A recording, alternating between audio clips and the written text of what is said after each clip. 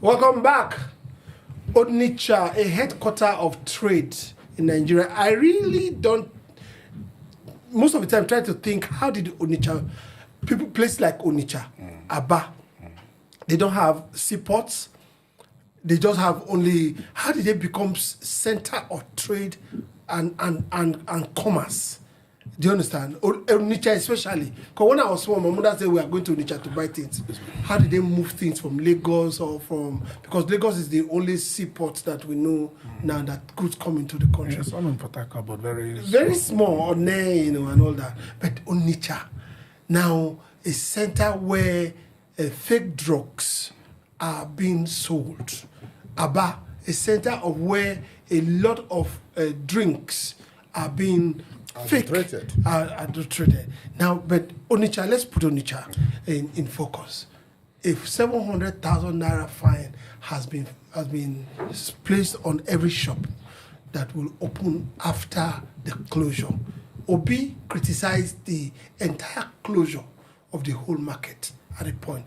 I said there's a line that deals on drugs. Why don't you deal with that one and leave this small scale medium people that are getting their that actually rolls the economy. Now 700,000, it feels is outrageous.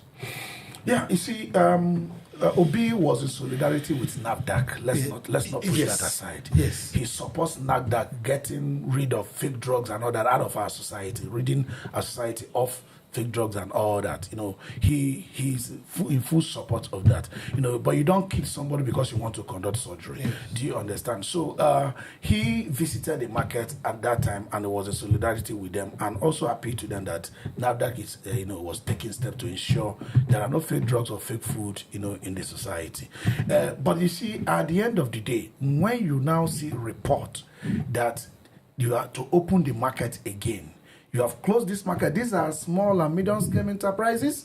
There is a record that over several millions of small and medium-scale enterprises in Nigeria have closed because they can't survive. The government does not understand them. And these are I said it yesterday. Yes. You see regulatory agencies going to block their account, blocking their place of work, doing all those, not considering the employment that this thing is generating. That's how you kill small and medium-scale enterprises. You don't, let me tell you, even on issues of tax, you give them payment plan. That's what you do. You don't close the organization. You don't block their account. You don't shut them down because you are killing the organization. You don't conduct surgery by suffocating them. Now, asking people who have been out of job for some weeks, you're not asking them to pay 700,000. It's been months. Some of these businesses, their capital is about 1 million. I'm not joking. Because a government official who has guaranteed salary every month doesn't mean you do not know there are people that your salary is their capital. Now you feel free in the name of righteousness to close, and now you are asking them money for what? We need to know whether this payment is official or is extortion. If it's extortion and there is evidence that it has happened, either conversation leading to it or payment receipt to it. Receipt doesn't have to be official receipt given by NAFDAC. Yeah. Either receipt given to somebody, video coverage where they're giving you money, or a transaction transfer. NAFDAC have to tell us whether they have used a kind of prosy rule to collect those money. That is extortion. That is dangerous to the society. The medium, these people are the people you should encourage. They are already suffering from the bad governance of the government. Now you want to suffocate the little life they have out of them. 700,000 naira is a big money for all these small businesses. It's a lot of money for them. Eli, NAFDAC has a lot of explanation to do. Do you think so? What explanation that done? It says action speaks louder than words. No, because there are allegations that it's not official. That is just there are allegations. Yeah, you have to deal with your staff. Exactly. If any of those non-official payments comes to your staff, because we heard that there are transfers. Yes, if there are transfers, then you have to take action. Yes. The motives behind this is even my problem. That's why I say action speaks louder than words. That means if I have 700,000 today, I can pay them and move to Onitsha and begin to sell banned drugs. 700,000, is it a payment now for permission to sell anything you want to sell? That's why I say action speaks louder than words. You are saying you don't want prostitution. You have claimed you've caught some people practicing prostitution in that particular area. Instead of rehabilitating them and reinjecting them back into society like you are doing with Boko Haram, who have killed millions of Nigerians and destroyed our economy. You bring these ones, you feed them with government money, you claim to train them in vocational something, you empower them and put them back into the society with all the trainings they have, with government fund today. Some of them are reattacking. That is what Zulum is talking about in Borno State. You have gone to Onitsha, you've closed down shops, you are now telling them to pay 700,000 naira so that the man selling tramadol can begin to sell officially this time around, so that the man selling the expired condoms can begin to sell them this time around. What are you telling Nigerians? NAFDAC has a problem. They have a case to answer. They are encouraging the sales of fake drugs that is leading to the death of Nigerians. Now Nigerian government is turning one of the agencies against the Igbos. I'm not an Igbo man. I'm from the Middle Belt. I'm a Northerner. I think it's an indirect way of trying to crash the economy of the eastern Nigeria. Like you've mentioned, the Onitsha and the Aba, these are just the two places that the Igbos have where they do their businesses. It's an indirect way of trying to bring down the economy of that places and encouraging the sales of fake drugs to be killing people. All right. Now, these agencies, most of the time, don't bring out their playlist, as in what they want, how this thing can be avoided, how fake drug can stop. We don't see their. I was opportune to talk to some government officials the other day. I told them, I said, most of the time your actions are very unpopular because you don't educate the people. Now there's no education for these people. Why you stop selling fake drugs, and also read a riot act. And also the management, because these markets have management. Am I correct? Yeah. And issue out warnings through this management that if one does this one, everybody is going to suffer. Do you understand? We don't see that from places like NAFDAC. You know, you see, we have government agencies that are very lazy in programs. We have lazy government officials. I'm not joking. Very, very lazy. This is not to discredit all NAFDAC have been doing for a very long time. Yes. They've been doing their best. Not just only NAFDAC we are looking at. Yes. A lot of government have lazy programs. I'm not joking. So because they are used to, have you been to government office? They'll tell you somebody to sign for you is not around. Come next week. Somebody to treat your file is not available. You should come next week. So the person dies. What happens? This is a government. This is a place that there should be automatic succession plan. Everything should go on. Should anybody not be around? So we have lazy. We have an ineffective and inefficient civil service. I'm not joking. And they have humongous budgets. Yes, because they think of money. They all think of money. You get a job today, your salary, you don't plan your salary, you plan on extra. Because they encourage corruption. You find out that those who are law enforcers that should sanitize our society are taking chicken change to allow everything go. You have a police officer who should curb a crime, he want to take something and allow things go. That's not helping us. The worst case, their father, judiciary, will take something and allow things go. It's terrible. We have to have a start. Now that the people are beginning to sing out, I like what they say. You know, what if they started complying in silence? But the people are tired. Now if you're asking anybody to give you bribe, be careful. Because people are tired. There is camera everywhere. There is evidence everywhere. People are tired. The people have to take these laws upon themselves. There's nothing wrong in NAFDAC creating a program.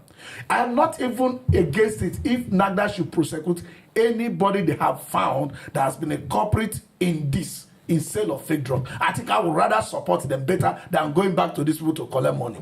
If you find out that somebody has been, in some cases they say ignorance is not an excuse. Yes.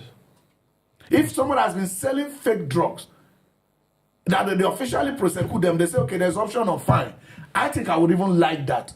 Let it be a lesson. So now, the duty now behoves on them that when I want to sell drug, I have to ensure that it is certified. I have to show I'm buying from a reliable source. I have to be sure I have a certification process, even as a seller of drugs. If we even have things like the management of these organizations or this market, right, come into agreement with NAFDAC, by the management will be the police of NAFDAC in checkmating the activities and work together with the officials. Knowing that anytime this thing happens, the whole line will be closed.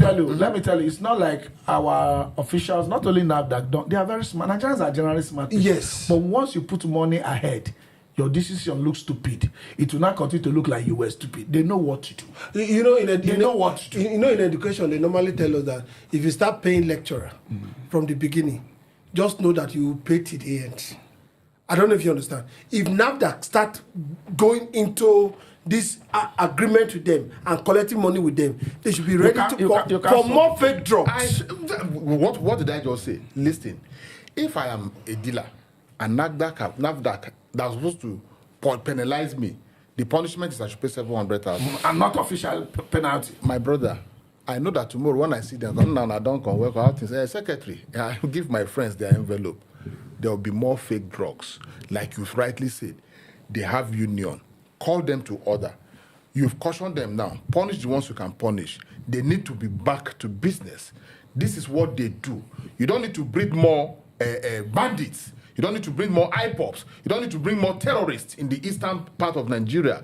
What do you need to do? These people have discovered a trade they are doing. Correct them. Put a watch over them so that they don't do things that will dent the image of the country, the economy, and the health of Nigerians. NAFDAC should forget the issue of wanting to be collecting money from them. Rather, they should make them understand that these are your sins. This is what you are not allowed to do. Now have an organized union of these market people so that they will checkmate, like you have rightly said. If anybody is caught in this market with any evidence that they've sold what they are not supposed to sell, this is the fine. This is the penalty. That is the way to correct people, not by collecting bribe. Now, Onitsha Head Bridge goes on everywhere, even in Abuja here. It may not be for NAFDAC. It may be for development control. It may be for all those people that pack health workers. It may be for environmental. See the way they chase poor people because most of the time, look at most of the restaurants that are there. They don't even follow all the health procedures, protocols, and they will just go welcome them, and everybody go. Business goes on as usual. The people that always suffer it is the masses. This is what we are saying. These agencies should stand up and be counted. You know, you said something that there is no port in Onitsha, there is no port in Aba, yet they are the magnet of commerce. Yeah. Things go there all over Nigeria. People go there to buy things. In fact, all over West Africa. You see one thing, where there is a will, there is always a way. Yeah.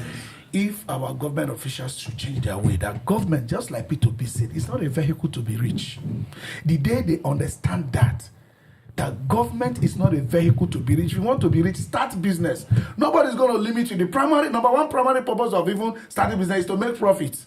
Nobody's going to limit you as to what amount to own or how much to get. But if you say, I'm signing up for civil service and coming for political position, it should be to serve the people. That will must be there. There must be will to serve the people. And once there is will, there will be a way. Okay. When there is a will, there is a way. We're calling on all agencies, parastatals, ministries. They are what you are supposed to do to make the society a better place. Do it and do it well. Not just by calling just only the politicians. Sometimes it's about the civil servants as well. We'll be right back on News Insight.